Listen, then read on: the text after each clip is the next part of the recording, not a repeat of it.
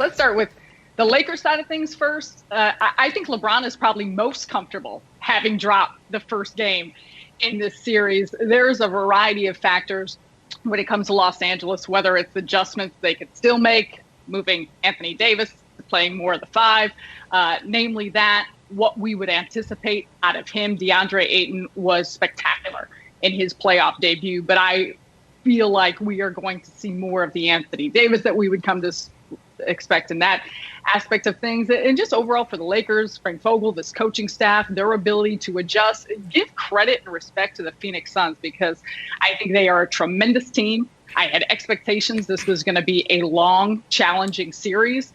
But what do we always say when it comes to the playoffs? Protect home court. Phoenix is the number 2 seed, and they did exactly what they were supposed to do, protect their home floor, which flips it to the other side of things with the Clippers. Who was the top seed in that series? It was the Los Angeles Clippers. And you think about dating back to where their mentals are at, given the fact that we saw that bubble 3-1 collapse. Right. Now they've lost 4 straight playoff games.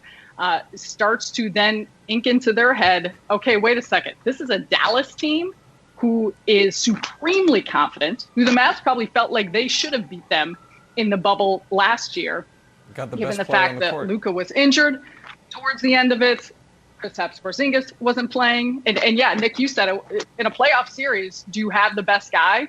Luka Doncic owns this team, and we've seen it no matter who you match up against. I know Ty Lue alluded to the fact that we'll probably likely see Kawhi Leonard more on Luka during this game, but I don't think it matters. He's able to pick apart a defense regardless of who they're showing, what they're doing.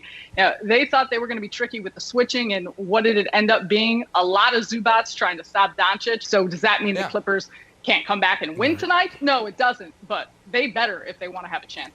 But they have to. But that's the thing, is they have to win. Just very quickly on the Lakers, Sarah's point about home court's the critical one. Here's an interesting fact. If the Lakers win tonight, then you look at the Jazz, just go through the top seeds in the West. The Jazz, the Suns, the Nuggets, the Clippers. None of those teams will have home court remaining in their series. The Lakers will. If the Lakers win tonight, it's a tied series with 3 of the last 5 in LA. So if you lose the first game as the home team, Game 2 becomes super critical. If you lose the first game as the road team, you're expected to. And on the Clippers side of things, though, Luka has now played 13 career games against the Clippers. They've stopped him once, and it's when they injured him. He's averaging 31, 10, and 10 in 13 games against these guys. They have no answer. And Brandon, I know you're adamant that the bubble was the bubble and that we need to leave that there. Yep. Even if I don't necessarily agree with that, but let's just say I do.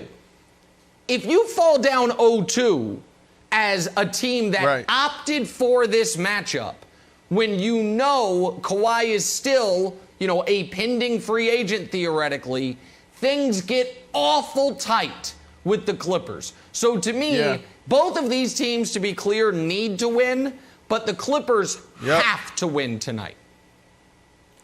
Oh, I push back on you and Sarah. Look, you're right there when it comes down to both teams desperately needing to win tonight. But when you look at the Clippers, yes, it's going to be intriguing if they lose this series. But when you think about who they're playing against in the matchup, Luka's playing phenomenal, but I trust them, and I'm more confident in the Clippers coming back from an 0-2 deficit than the Lakers. The Lakers right now need this game more than the Clippers because the Suns are better.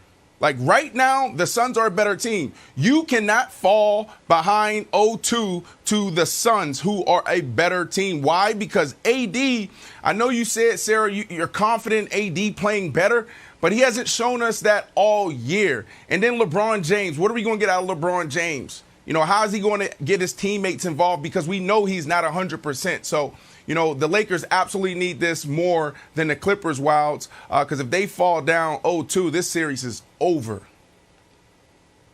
Sarah, what's your take on the Clippers' momentum? They haven't won a game since May 13th. which was almost 2 weeks ago since they threw those games against the Rockets and Thunder. I don't know, they didn't throw the games. Let's say I strike that from the record. They did not throw the games.